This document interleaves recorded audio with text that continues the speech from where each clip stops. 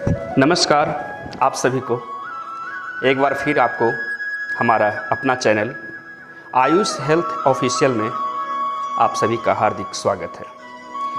पिछले वीडियो में मैंने बात किया ब्लड प्रेशर नापने के तरीक़ों को मैंने सिखाया कि किस प्रकार से हम बीपी नाप सकें, उसका सही रीडिंग देख सकें।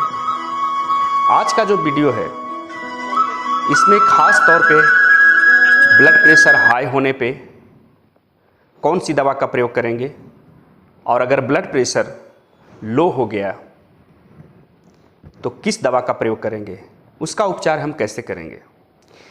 तो सबसे पहले जानना है कि ब्लड प्रेशर हाई कब समझेंगे। कितना बीपी रीडिंग अगर बताता हो तो उसको ब्लड प्रेशर हाई होगा।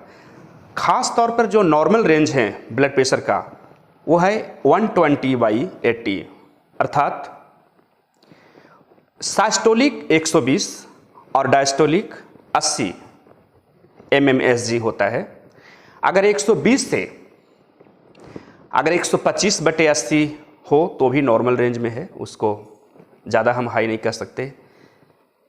लेकिन अगर 140/90 है, 150/100 है या 160/110 है, 200/150 है तो ये बड़ा ही क्रिटिकल कहा जा सकता है इसको, क्योंकि इस प्रकार से अगर ब्लड प्रेशर इतना हाई है तो तत्काल उसको इलाज की ज़रूरत है, चिकित्सा की ज़रूरत है।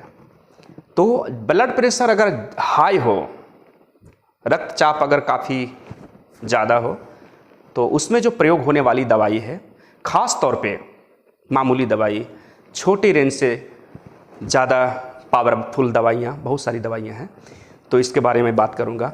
सर्वप्रथम मैं बात करता हूँ ब्लड प्रेशर अगर हाई है तो उसमें जो दवाई का हम लोग प्रयोग करते हैं वो दवाई है एम्लोडिपिन, जिसका कंपोजिशन है एम्लोडिपिन। एम्लोडिपिन 2.5 mg में भी आता है, उपलब्ध है, 5 mg में भी उपलब्ध है, 10 mg में भी उपलब्ध है। तो ज़रूरत के अनुसार हम दे सकते हैं। अगर मामूली बीमारी है, मामूली अगर बीपी हाई हो गया, 120 होना चाहिए, 140 है या 150 है तो उसमें हम 5 mg का प्रयोग करेंगे, या अगर ज़्यादा बढ़ा हुआ है तो हम 10 mg का प्रयोग करेंगे। ये अक्सर उम्र जो है 50 साल से ऊपर वाले लोगों के लिए खास तौर पर ही ज़्यादा काम करता है। जो ब्रांड नेम है इसका एम्लोकाइंड के नाम से आता है और उसको हम प्रयोग कर सकते हैं। दूसरी तरफ अगर ये दवाई ज़्यादा अगर काम नहीं करता, इसका रिस्पांस बढ़िया नहीं है, तो एक कदम अगर और आगे चलेंगे तो एक दवाई आती है लोसार, जिसका कंपोजिशन है लोसार्टन। लोसार 50 mg में उपलब्ध होता है, 25 mg में भी उपलब्ध है, तो लोसार का हम लोग प्रयोग कर सकते हैं। ये हार्ट और किडनी जो रक्तचाप की वजह से, उच्च रक्तचाप की वजह से, हाई ब्लड प्रेशर की वजह से जो किडनी डैमेज होने का डर होता है, हार्ट ब्लॉक करने का डर होता है, उसमें ये कंपोजिशन की दवाई बहुत फ़ायदेमंद है और इसमें हम दे सकते हैं लोसार 50 mg और लोसार 25 mg को, तो ये फ़ायदेमंद है। अगर एक कदम और आगे बढ़ते हैं तो एक और कंपोजिशन के बारे में बात करूँगा जो है टेलमिस्टन 40 mg, टेलमिस्टन 20 mg, टेलमिस्टन 10 mg। तो ये भी दवाई है और इसको हम टेलमा 40 के नाम से, टेलमा 20 के नाम से भी बाज़ार में उपलब्ध है। तो इसको अगर उपयोग करेंगे तो ब्लड प्रेशर कम हो जाएगा, अगर हाई है तो कम हो जाता है। इसके बावजूद भी कई जगह, कई बड़े बड़े अस्पताल में एक और दवा का प्रयोग किया जाता है जिसका नाम है क्या बोलते हैं, एनाम 5 mg, जिसका कंपोजिशन है एनालाप्रिम। तो वो है 5 mg में भी और 2.5 mg में भी उपलब्ध होता है, तो इसका भी प्रयोग हम लोग करते हैं ब्लड प्रेशर को कम करने में। तो खास करके ज़्यादा क्रिटिकल अगर हो तो हम मामूली दवा दे सकते हैं, और अगर ज़्यादा परेशानी है उनके साथ, बीपी की वजह से वो पेशेंट बेहोश हो चुका है, तो हम नज़दीकी अस्पताल में या अच्छे जो स्पेशलिस्ट डॉक्टर हैं उनके पास हम उसको भेजते हैं बेहतर चिकित्सा के लिए।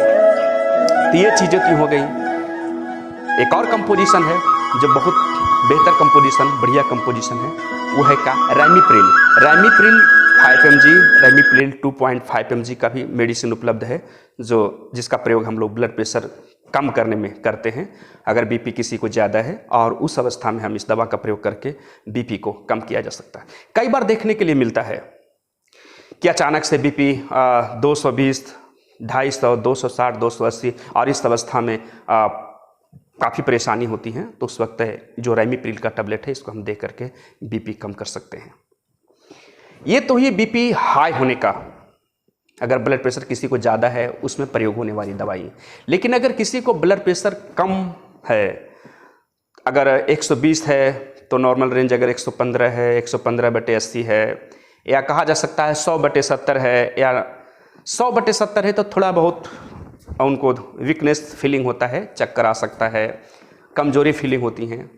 लेकिन अगर बीपी 90-60 हो गया, 80-50 हो गया, तो पेशेंट को बिल्कुल अच्छा फीलिंग नहीं होता है, वो घबराए सा, वोमिटिंग होना, सर में चक्कर आना, बिल्कुल वीकनेस सा होता है। तो इसमें खास करके जो प्रयोग होने वाली दवाई, मैंने पिछली बार ही बताया कि ब्लड प्रेशर कम होना कोई बीमारी नहीं है, उसमें पौष्टिक आहार, खान पान ज़्यादा ही कम होने की वजह से ये बीमारी होती हैं। तो इस जो ब्लड प्रेशर लो होने पर जो दी जाने वाली दवाई है, उसमें खास तौर से लोग ORS का प्रयोग करते हैं, इलेक्ट्रोल पाउडर हो गया, ORS घोल हो गया, तो इसका प्रयोग करते हैं। ज़्यादा अगर रिस्पॉन्स नहीं मिलता है इन सारी चीज़ों से तो नॉर्मल सलाइन का प्रयोग करते हैं IV के रूप में, रिंगर लैक्टेट RL का प्रयोग करते हैं।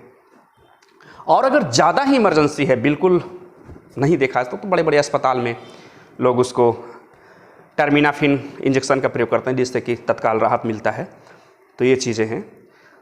तो कोई भी मेडिसिन देने से पहले बहुत बढ़िया तरीके से उनको जांच लें, उससे भाप लें कि परेशानी क्या है इनके साथ। रीडिंग करना जरूरी है।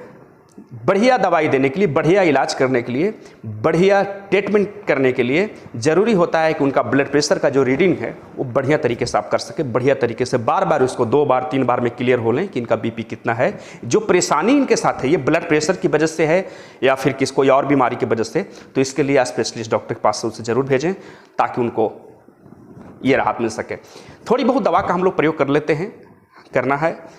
जो ग्रामीण क्षेत्र में रह रहे हैं, जहाँ किसी प्रकार के अस्पताल की सुविधा नहीं है, कोई डॉक्टर नहीं है और अचानक तबीयत बिगड़ती है, तो अगर आपके पास नॉलेज होगा, आपके पास अगर इसका ज्ञान होगा, ब्लड प्रेशर मापने का ज्ञान होगा, तो अगर ब्लड प्रेशर ज़्यादा है तो थोड़ी देर के लिए हम राहत के लिए इन दवाओं का प्रयोग करके उनको राहत दे सकते हैं। तो मुझे ये कहना है। तो आशा करते हैं कि आपको ये वीडियो अच्छी लगी होगी, क्योंकि ब्लड प्रेशर हाई में किस दवा का प्रयोग करना है, ब्लड प्रेशर अगर लो है तो किस दवा का प्रयोग करना है, तो ज़रूरी है कि आपको ये दवा याद होनी चाहिए। और जो मेरा चैनल है, आप तक हर दिन ये वीडियो जाएंगे। अगले एपिसोड में हम दूसरे सब्जेक्ट पे बात करेंगे। तो आज इतना ही। आप सभी को बहुत बहुत धन्यवाद। एक चीज़ और, आप इस चैनल को सब्सक्राइब करना, बेल आइकन को दबाना ना भूलें, लाइक करना ना भूलें, ताकि ज़्यादा से ज़्यादा वीडियो आप तक पहुंच सके। आपको बहुत बहुत धन्यवाद। Thank you.